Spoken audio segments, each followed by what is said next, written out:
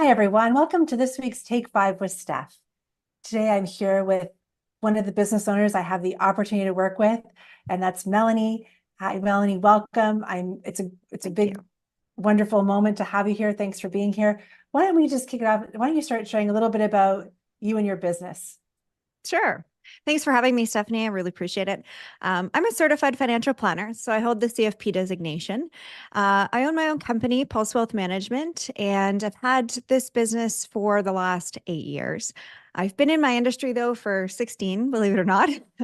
And I'm just incredibly passionate about helping people, whether it be their laundry list of goals or maybe they just have a couple of burning questions like, am I going to be okay? If not, what do I need to do? Either way, create a roadmap and implement that with them so they can accomplish all of their goals and keep them accountable. So lately, I've been working a lot with the 50 plus crowd and helping them answer those burning questions, leave a legacy to the next generation. And also, too, I think with the divorce rate going up so much, thanks to COVID, I would say. I've been helping a lot of people that are in the earlier stages of separation or divorce to figure out, what it is that they need, how much they need, and things like that to continue to live their lifestyle and be okay in future. And that's been really exciting too. I Sounds also, great. Yeah. I don't know if I should throw this in here, but I also love to speak. So I'm a Toastmaster, and you can find me sometimes on stages, whether that be inspirational talks or educational as well. Fantastic. Thanks for sharing that. Well, I've had the opportunity to see you speak in front of a small group just recently, earlier today, and you definitely exude that enthusiasm and passion for what you do. So Thank you. thanks for always sharing that. Let's start with what inspired you to start your business? Bit of a long story, so I won't go into all the details.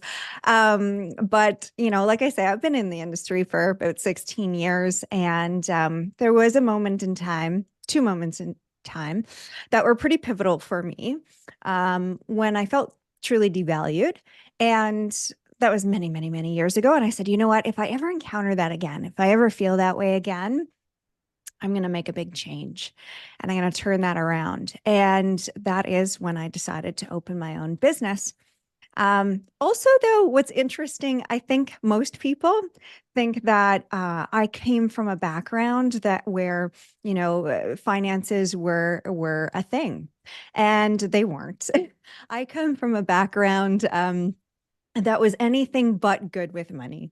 And so for me, that was really important. We learn from things, we learn from our past, and we decide we want to be, better. And that was one of the major, major things that I really wanted to master and be very, very good at. Once I did that for myself, and I realized the incredible value of creating a plan and implementing it and working with professionals, the huge impact that that makes on building wealth and the life we get to live today, but also the life we get to be excited about come retirement and the next stage. I wanted to start doing that for other people. That's great. Yeah. I think that's also why you feel very approachable for a lot of your client base because of the journey you took building your business. And so I think that's a really important point you've shared there. Thanks. I think some people know. I know I'm encouraged a lot by peers and things like that to share my story. I don't. I don't know why. I think we all have a story and we don't always share it. But yeah, I think the majority of people just think that I came from a background that was well set up financially, and it actually couldn't be further from the truth. So it's kind Mhm. of fun to be doing what I do now and making such a big impact on people's lives in terms of building wealth and where they are financially today. Mhm. Well, you've been in the industry for almost 2 decades. Tell us a little bit about some of the cyclical events and trends you've seen. I always like to ask this because it can sometimes feel like the current moment is really tough. So I like to kind of broaden the conversation a bit. So could you share some of your thoughts about what are some of those cycles you've noticed over the years? Yeah. So first of all, you caught my breath a little bit by the whole 2 decades thing. Never thought of it that way. And yeah, it's about this time they say where you start to feel a little bit old. But no, I'm just teasing. But yeah, it's been a You're long nowhere time. near to old. It's just Yeah, I just had a birthday and I was saying to people, age is just a number. Your energy determines, how you feel and how old you are. So my very true. my actual number is probably higher than how I actually feel, and I think the same thing of you. So Oh, well, thank you. I appreciate that. So trends. I mean, everyone, wants to talk about what's going on today. So, up until a few years ago, GICs, annuities, that was not a hot topic. Interest rates were at an all-time low, and things like GICs where your capital is guaranteed and your rate of return for a period of time is guaranteed. When interest rates are low, they're very much tied to that. And so are annuities. So they weren't really something that was being talked about. But now, when we're in an environment like we are right now, that's been up and down and lots of downs for a few years now, and markets have been rough and kind of unpredictable, right? And fearing recessionary territory, which we've been in. What happened, right, with supply and demand and the Bank of Canada having to change interest rates to kind of fix the crazy 8% inflation that we felt for a bit, is that they had to drastically increase those interest rates. And while, that has a negative effect on a lot of things and people aren't happy about it, there are some positives that come from it. And one of those positives is that things like GICs and annuities, which are closely tied to interest rates, become far more attractive. And so recently, I've had a number of people who are at or very much nearing retirement who have built up this, gigantic nest egg, and they're absolutely terrified because now they're about to start pulling on that income, living on it, and they need that money, right? And so mhm. they're afraid to decumulate it improperly or go through some really tough times in the market at an inopportune time. And that can make a major, major difference on someone's retirement. And so we have started talking a lot more about annuities, with this 50, 55 plus crowd or even at retirement, because it's a great way to create a guaranteed pension income for life. There's lots of government workers out there that have the golden handcuffs they talk about. And they've got this nice pension. And it's just that peace of mind that they never have to think about it again. They know they're getting that monthly paycheck till the day that they die. Well, a lot of people don't realize that that is what an annuity is, right? It's a way to take your wealth that you've accumulated, not the government or your employer, and you can turn it into something like that. And right now, where rates are like 5-ish%, and you can lock that in for the rest of your life and just not have to think about it. So that's where annuities and GICs have been a really hot topic lately. And I would say the other big thing, that's happened, and like I say, COVID, is that I've had a lot more people who are in those earlier stages of getting separated. They're terrified. They don't know, okay, this is a whole new landscape now. I'm going to be on my own. Can I do it? How does that change retirement now? We had this whole plan, right? And oftentimes there's one person in the relationship that's, taken the reins with the finances and the other hasn't. So, like I had a lovely lady in here yesterday, and that was exactly her story. And when she came in, her shoulders were up here and she was scared and she was afraid of, what I would show her. And what I ended up showing her when we mapped out all the different scenarios, and then we mapped out her optimal scenario. We armed her with all the information that she would need to feel confident and ready and speak intelligently about her financial picture when having these mediation meetings, and just knowing that magic number, like this is what I need and I will be okay. By the time she left, she had a smile on her face, her shoulders dropped, and she said, like, oh my God, thank you.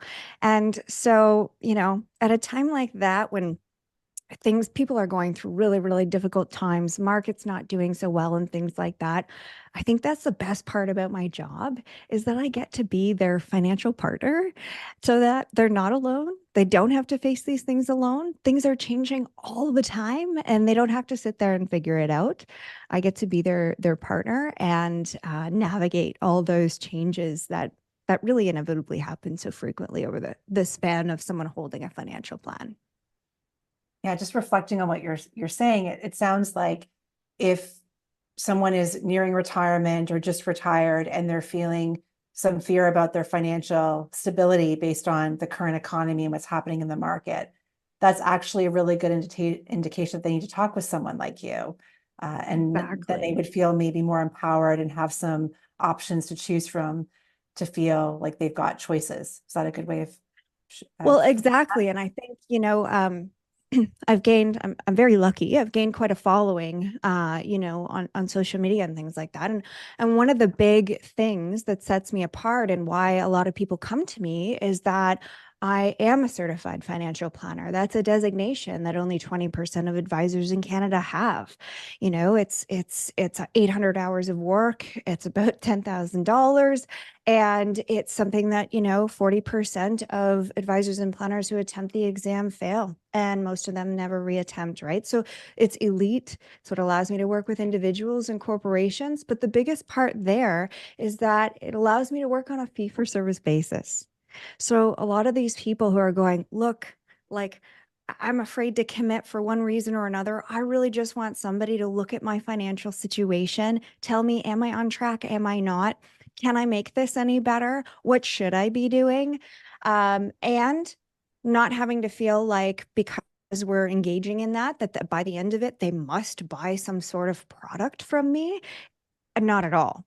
So Mhm. that's a huge benefit of working on a fee for service basis with clients is that unbiased recommendations, and there's no requirement of, it's free and things like that. So people really, really value that.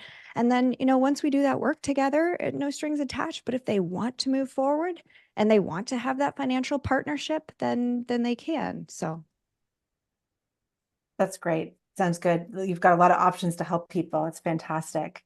yeah, thanks. Switching gears a little bit, let's talk about, all that you've accomplished right now, but in a way that if you reflect and look back at, where you were in the first few years of business, what would you, knowing what you know now, go back and tell yourself in the first few years of starting out? What would you say to yourself?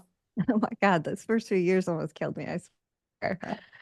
I swear. Yeah. I remember at the end of the first year, because at that time, right, and we went down to, one income and things like that. I wasn't actually meaning to start my own business, but that's a story for another time.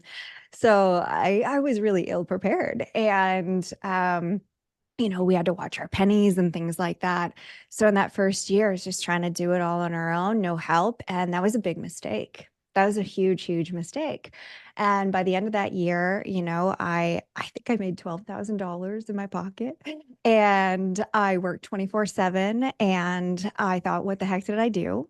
And I said, I want out. And my husband said, no, like what you do is so great. Like, what do you need? I said, I need help. I need help. I can't do it on my own anymore. I can't try and figure out, I've never run a business before. I don't know marketing. I don't know branding. I don't know operations. I don't know bookkeeping and accounting.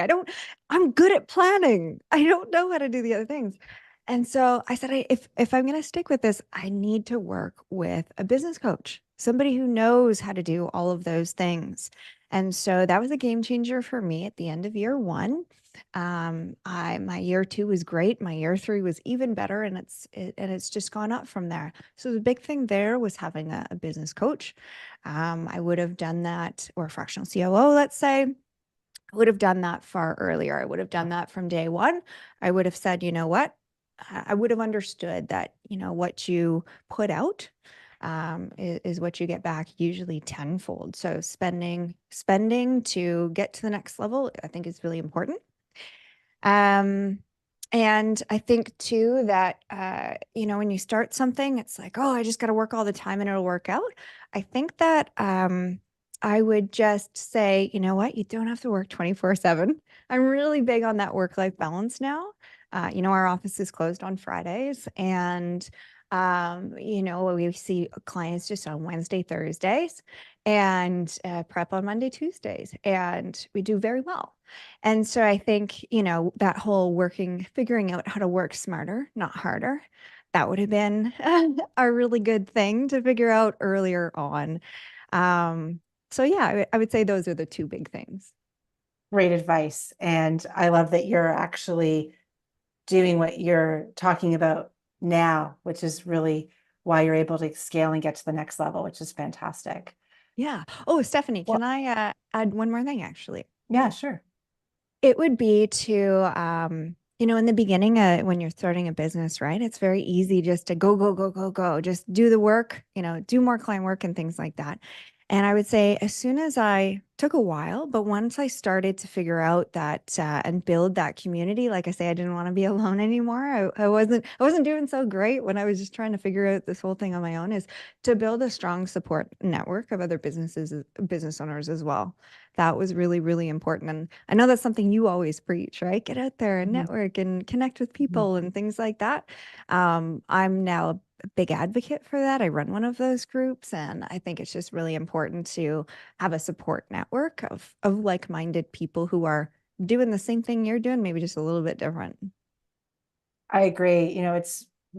For myself too, it's part of my business strategy to network. And I like to really advocate for that, like make networking part of your marketing and sales strategy. And it doesn't have to be a direct sale, but it's such a great way to test what you want to say in the market, see if you're being perceived the way you want, getting feedback from people you trust. I think you actually exponentially increase your growth year over year when you do that. Like if Very true. listening to you, out of the three things you've shared, if you're not sure how to even ask for the right help, starting to get networking and get around other business owners, you're going to get more information that helps you identify what you need as well. So that's Exactly. fantastic. Thanks for Yeah, sharing that. my pleasure. Well, let's talk a little bit about us. I'm going to be a little brave here, and I'm going to ask you to share, what's been most valuable working together, and what did you notice, you know, were some of the um, mind shifts or like things that you observed pre working with me and post working with me. I'd love to hear your feedback about that. Yeah. So, like I said, I'm a big advocate for, working with business coaches or fractional COOs or, some business person that you feel is maybe got a bit more experience than you in other areas. Um, and when I look back year over year on the different coaches that I worked with, it's incredible to see the increase in revenue. So when you and I started to work together, though, I mean, what really drew me to you? Well, one, you came as a raving reference from somebody else, which that I really know, like, and trust. So that was great. You did some pretty incredible work for her. But also, I was really very much interested in that you didn't need and weren't necessarily looking for some sort of forever monthly commitment. Because for me anyway, I realized over many years that although in past that's done things for me, it only ever is for a period of time. And then I kind of get, I don't know about you, but I get restless after a bit and I kind of get lazy if it's the same thing all the time. And that's actually part of the reason I love financial planning so much. It's always changing. But so for me, it was perfect that you had this offering. And I remember it stuck in my brain where you said, look, you know, if you need me on a longer term, I'm here, we'll figure it out. But also, like, my approach to things is, I want to set you up so that if you want to do this and you and your team can handle, these things, you're going to have all of the tools and all the information that you need to be able to do that. And then I can still be here if you want. So I really liked the ability to work with you on a short-term basis, on a project basis, because for me, where I was when I reached out to you, that was it. I had a very specific project. Now you uncovered a lot more things, so that kind of evolved. Yeah. But I really liked that. I like that package sort of environment, short period of time, and then we can reassess. And that you provide all the tools if needed. So that was really good. Like we've always talked about, things don't always go according to plan. We can, create an amazing plan and, for example, hiring and things like that, and do all the right things. And at the end of the day, the human that you hire is human and emotional, and they may or may not like the role. And it might not work out, but that's like we've talked about before, it's not really the point, right? I couldn't actually imagine going back and having to do all of what you did. First of all, I wouldn't have been able to do it half as well. I wouldn't have been able to do it near as efficiently. And so I really appreciated that I could still continue to work in my business with my clients. And then in the background, all this heavy lifting and the strategic stuff that it's really not my expertise, not my area of specialty, was just being executed, handled by a team. So the confidence that I had in that whole process, and not having to spend that time and energy in an area that's not my specialty, I found incredibly invaluable. I also found it very valuable that, people sometimes think bookkeeping and financial planning is the same thing, and it couldn't be any more different. Like accounting and financial planning, two different things. Lots of people think that taxes are accounting and financial planning one person does it all. No, there's a tax specialist, like a tax accountant, and then there's a financial planner, and they should talk, they should work together. And each of them know a lot about each other's business and can give, like, I know a lot about tax. And, but at the end of the day, you always want to hire the expert, right? So when it came to my bookkeeping, I don't know, it was such a sore spot for me for a long time. It was very hard to find a good bookkeeper. It wasn't, they weren't being managed super well. And so I never had this really good visibility and clarity on my numbers. I knew I always did really well. My lifestyle shows that. And the amount that was always like covering my bank account shows that. But I could never sit down and tell you, oh, yeah, Stephanie, I can tell you my profit for last month in 2 seconds. I couldn't do that. Right. So you pushed me to get really clear, like, get all that bookkeeping sorted, get that all up to date, learn it myself, stop relying on other people, because clearly that's an industry I think that could use a lot of help in the professionals world.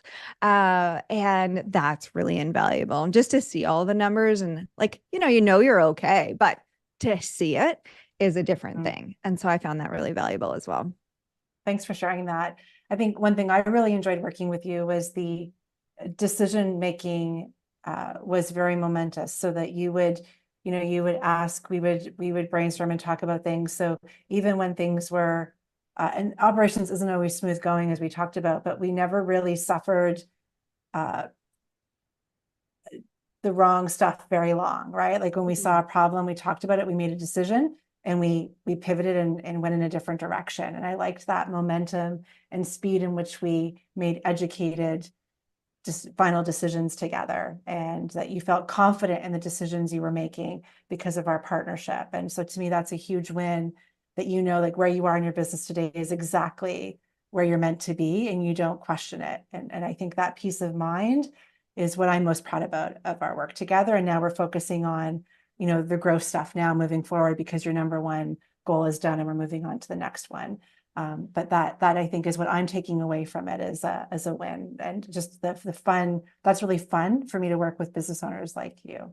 Yeah, for sure. And I'm glad that you brought it up. Let's be real. These videos, you make little notes, right? And my first bullet point, believe it or not, says having a partner, not having to face things and make big decisions on my own. So I'm sorry, I forgot to point that one out for some reason. I think I was scrolled down a little bit, but you're 100% right. It is invaluable to have somebody. It's kind of like the exact same thing I do with my clients, right? You don't have to face these decisions on your own. You don't have to figure it out on your own. And so I did find that incredibly valuable, that, like I say, especially when you hit bumps in the road of like, oh, okay, where did that come from? That left field curveball. Okay, I don't have to stress because I know that you're there. And I can say, hey, Stephanie, okay, this just happened. What now? And bounce ideas off and then come up with it. And yeah, that gives you a lot of confidence. And, I think that what you do is invaluable to anybody, but I think also, I love this take 5 with Steph because it's always very real. And I knew I was always lucky never to hit a lull in my business, but I realized how lucky I was in the last 6 months or so because I hit my first lull. It took 8 years to hit it. And you know what, at the end of the day, I think it was needed. I could use a little break. And so that was really, really good. But in that time, where I think otherwise it would have been really terrifying. And, like it, you were there and it helped make that so much better and get me through, that lull, and to see on the other side the flow happening is really cool. But just not having to face those things alone is really invaluable too. Well, isn't that a wonderful parallel to start to wrap this up? Basically, the takeaway is when you're facing a really tough, difficult, hard situation, you don't have to go through it alone. Find the right person to help you, whether that's with your personal finance or operations in your business. Don't Mhm. suffer alone. Get some help and get out of that lull as quickly as possible. That's fantastic. So thank you so Absolutely. much. Before we wrap up, I want to know right now, what is really exciting for you, or what are you working on in your business that you'd love to share with us? I would say it's been really, really exhilarating to be working with, I love to help people when they're going through a tough time too. I actually find there's nothing more rewarding.